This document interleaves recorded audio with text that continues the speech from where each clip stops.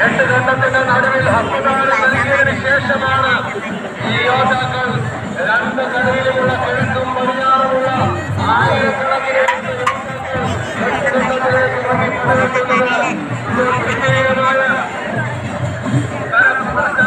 കിഴക്കേ ഭാഗത്തുള്ളവർ പടിഞ്ഞാറോട്ടും വടക്കേ ഭാഗത്തുള്ളവർ വടക്കൂന്ന് തെക്കോട്ടും പടിഞ്ഞാറ് ഭാഗത്തുള്ളവർ പടിഞ്ഞാറുന്ന് കിഴക്കോട്ട് നീങ്ങുന്നുണ്ട്. ഈ കളരി കണ്ടമാണ്. കളി തുടങ്ങാൻ പോകുന്നേ ഉള്ളൂ. ആകാശത്ത് പരുന്ന് വട്ടമിട്ട് കഴിഞ്ഞിട്ടുണ്ട്. അത് തുടക്ക ലക്ഷണമാണ്.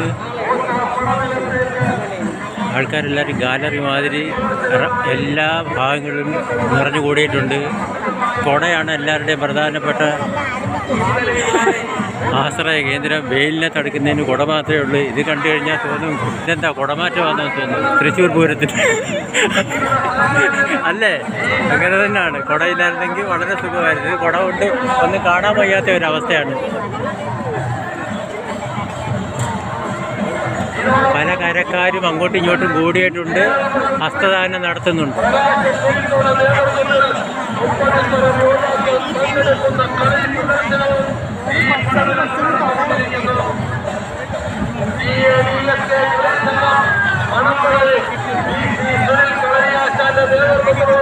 തുടങ്ങിയിട്ടുണ്ട്.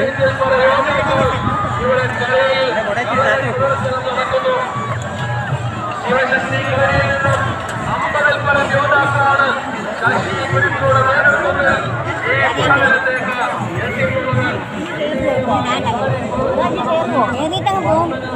പിന്നെ കളിക്കാർ ഇവിടെ നിന്ന് കളിക്കും.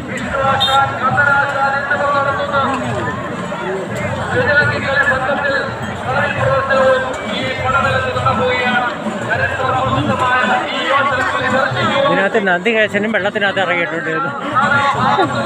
വെള്ളത്തിനകത്ത് അവർ വന്നതിന് ശേഷമാണ് കളി തുടങ്ങുന്നത്. നന്ദികേശന് നല്ല ഭംഗിയായിട്ട് കുളിച്ച് മുളയ്ക്കുന്നത് സ്വിമ്മിംഗ് പൂളാണെന്ന് തോന്നുന്നു.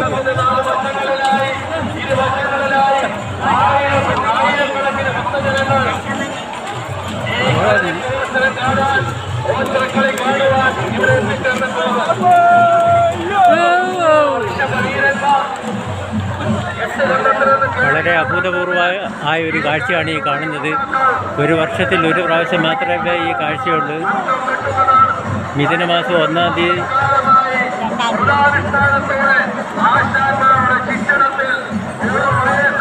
മിഥുനമാസം 1-ാം തീയതി 2-ാം തീയതിയാണ് ഈ കാഴ്ചകളുള്ളത്. വളരെ ഗംഭീരമായിട്ടുള്ള പ്രദർശനമാണ് ഈ കാണുന്നത്. ഗുരുക്കന്മാരും ശിഷ്യന്മാരും തമ്മിലടിക്കുന്നതാണ് കാണുന്നത്.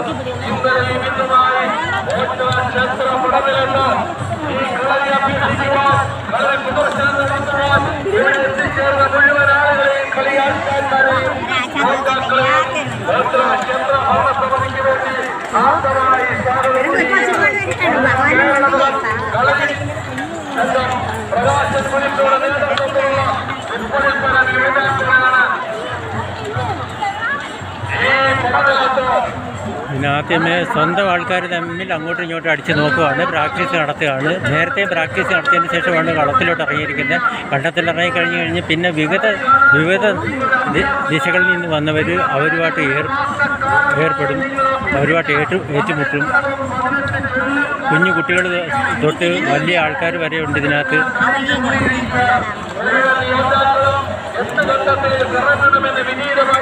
ഓരോ കളരി സംഘത്തിൻ്റെയും പ്രത്യേകം തിരിച്ചറിയേണ്ട വഴിക്ക് വേണ്ടി പ്രത്യേകമായിട്ടുള്ള യൂണിഫോം അവർ ധരിച്ചിട്ടുണ്ട്.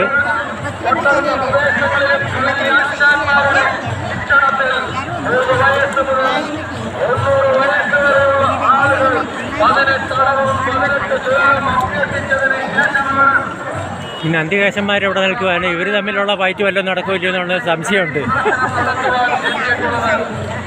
അതിനില്ലല്ലേ? അതിന് സാഹചര്യം ഒന്നും തന്നെ ഇല്ല. ശരി. അന്തരീക്ഷം കൂടെ കുറച്ച് നല്ലതായിരുന്നെങ്കിൽ. അതായത് മിഥുനമാസം മകരമാസമായി മാറിക്കഴിഞ്ഞ്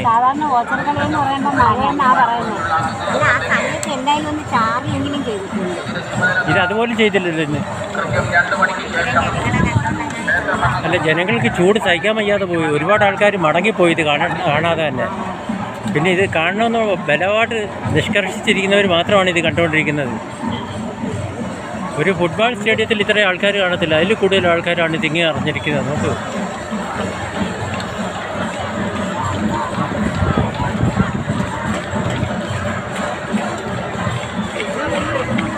സാധാരണ ഗെയിം കളിക്കുന്ന എല്ലാം കരയിലാണ് കളിക്കുന്നത്, ഇതെല്ലാം വെള്ളത്തിനകത്താണ് കളിക്കുന്നത്. വെള്ളത്തിനകത്ത് മുതലേ ആമയൊക്കെ അല്ലേ കളിക്കുന്നത്. ഇത് അതിന് പകരമായിട്ട് കളരി സംഘങ്ങളാണ് അത് കളിക്കുന്നത്.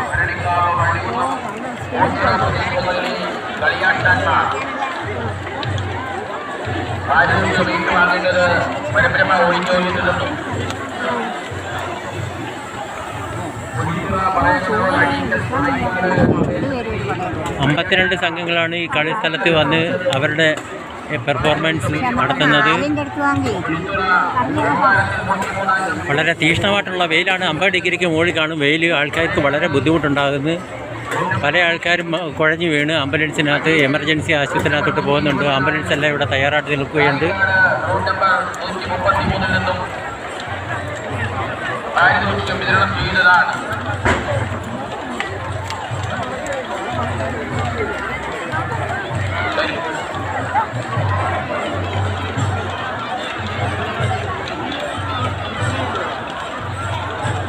ഭക്തജനങ്ങളെ ചരിത്രപ്രാധാന്യമുള്ള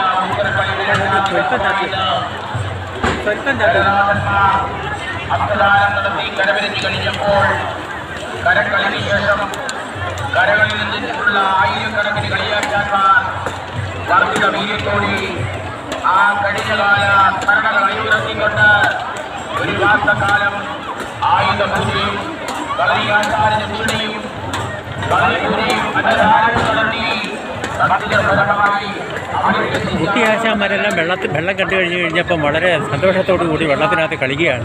അവർക്ക് ഏറ്റവും വലിയൊരു സന്തോഷത്തിൻ്റെ മൂടാണ് കാണുന്നത്.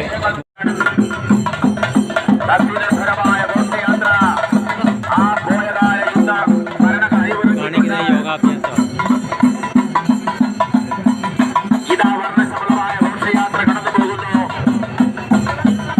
ഓരോരോ ഗ്രൂപ്പിൽ നിന്നാണ് 2, 3, 4, 10 അംഗങ്ങൾ ഈ കാണിക്കുന്ന കാഴ്ച.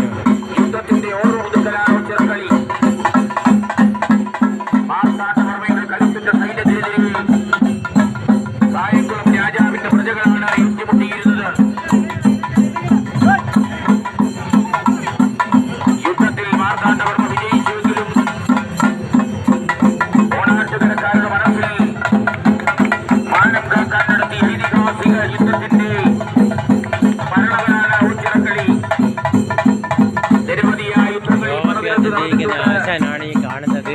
അദ്ദേഹത്തിൻ്റെ ചുവട്ടിലൊരു ചവിട്ട് കൊടുത്ത ഒരാൾ വന്ന് തമാശ അടക്കിടക്ക് പരിശീലനം നടത്തിയ പടതിലമാണ് ഉജ്ജ്വല പടതിലം. ആ പടതിലത്ത് ആ പോയകാല സ്മരണ അയവിറക്കിക്കൊണ്ട് എല്ലാ സബ്ജക്റ്റിനെ പറ്റിയും വളരെ വിശദമായിട്ട് മൈക്ക് അനൗൺസ്മെന്റ് ചെയ്യുന്നുണ്ട്. പതിറ്റാണ്ടുകളായി നടക്കുന്ന ഊച്ചകളിയുടെ 8ാം ദിവസമായി അടുത്ത ഒരു പയറ്റ് നടക്കാൻ പോവുകയാണ്. ആയിരക്കണക്കിന് കളിയാശാന്മാരും കളിസംഘങ്ങളുമാണ് ഈ പരമ്പരപ്പത്തിന്റെ സ്ത്രീകൾ തമ്മിലുള്ള മത്സരമാണ്. അതിനകത്തൊന്ന് ആണാണെന്നുള്ള സംശയമുണ്ട്. അവരുടെ മുടി വളർത്തിയിരിക്കുകയാണ്. തല പെണ്ണും ഉടലാണുമാണ്. മറ്റേത് 2 പെണ്ണാണ്. ഇന്നത്തെ ചെറുപ്പക്കാരെ കണ്ടാൽ മനസ്സിലാവത്തില്ലല്ലോ ആണാണോ പെണ്ണാണെന്ന്. തല മാത്രമാണ്, താഴെയുള്ള ഭാഗങ്ങളെല്ലാം പെണ്ണുങ്ങളുമാണ്. അതുപോലുള്ളൊരു നമോത്സവമാണ് ഇതിനകത്ത് കളിക്കുന്നത്. നോക്ക്, ഹിജട എന്ന് പേരറിയപ്പെടും. എന്തായാലും ആ പെണ്ണ് അവനെ കീഴടക്കിയിട്ടുണ്ട്.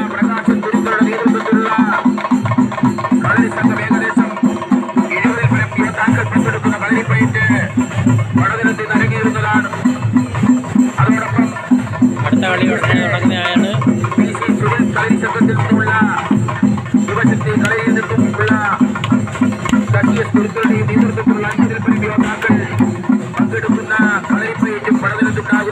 അതും ആ ഹിജടയും മറ്റുള്ള ഒരു ആളുപാട്ടാണ്. അത് ആശാന്മാരാണ്. ആശാൻ നിന്നെ നിയന്ത്രിക്കുന്നുണ്ട്, അടിയിടി നിയന്ത്രിക്കുന്നുണ്ട്. പക്ഷേ അതൊന്നും മൈൻഡ് ചെയ്യാതെ അവർ അടിച്ചു പോവുകയാണ്. ഇത് വളരെ അപകടകരമായിരിക്കുന്ന പോക്കാണ് കാണുന്നത്.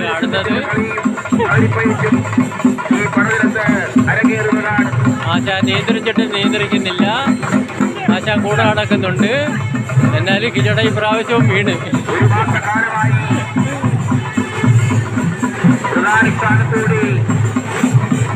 ആയുധപൂജയും കളരിപൂജയും കളിയാട്ടാനും ദക്ഷിണയും എന്നാലും ഇത്രയും പ്രാക്ടീസ് നേടാൻ 1 വർഷമോ 2 വർഷം കൊണ്ടുള്ള എക്സ്പീരിയൻസ് പോരാ.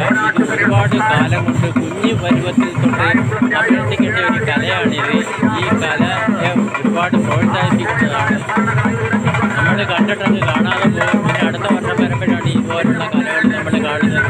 പക്ഷേ അങ്ങനെയല്ല വേണ്ടത്. നമ്മൾ നമ്മുടെ കുഞ്ഞുങ്ങളെ ഈ മാതിരിയുള്ള ആയോധന കലകൾ പഠിപ്പിക്കുകയും അവരെ സ്വന്തമായിട്ട് ശരീരത്തിനെ നിയന്ത്രിക്കാനുള്ള കാര്യങ്ങളും ശരീരത്തിലുണ്ടാകുന്ന ആരോഗ്യ പ്രശ്നങ്ങളെ നിയന്ത്രിക്കാൻ പറ്റിയ ഒരു സാഹചര്യമാണ് ഈ ആയോധന കലകൾ കൊണ്ട് നമുക്ക് ഏറ്റവും ഉപകാരപ്രദമായിട്ട് വരുന്നത്. ശരീരത്തിൻ്റെ രോഗങ്ങളൊക്കെ അകന്നു നിൽക്കും. ശരീരത്തിന് മെയ് വഴക്കങ്ങളുണ്ടാവും. ഒന്നോ രണ്ടോ പ്രശ്നങ്ങളൊക്കെ വരുവാണെങ്കിൽ ഏതെങ്കിലും ഒരു ആപത്ത് ഘട്ടത്തിൽ നമ്മൾ മറ്റുള്ളവരെ സഹായിക്കാൻ പറ്റും.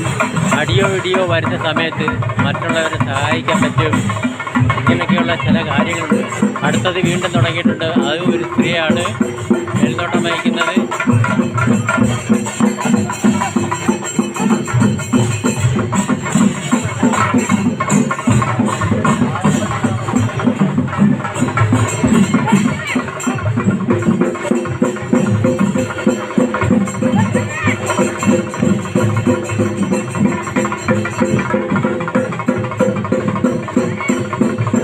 ഇതിനകത്ത് പങ്കെടുക്കുന്ന ആ സ്ത്രീ സാരി ചുറ്റിയാണ് വന്നിരിക്കുന്നത്. സാരി ശരിക്ക് കൈകാര്യം ചെയ്ത് ചുറ്റി വെച്ചിരിക്കുന്നത് അഴിഞ്ഞു പോകാത്ത രീതിയിൽ. പക്ഷേ ഈ ആയോധന കലയ്ക്ക് പറ്റിയ ഒരു വേഷമല്ല, മറ്റേതെങ്കിലും ഒരു വേഷമാണ് തിരഞ്ഞെടുക്കേണ്ടത്. അതൊരു പോരായ്മ ആ സ്ത്രീകൾക്ക്.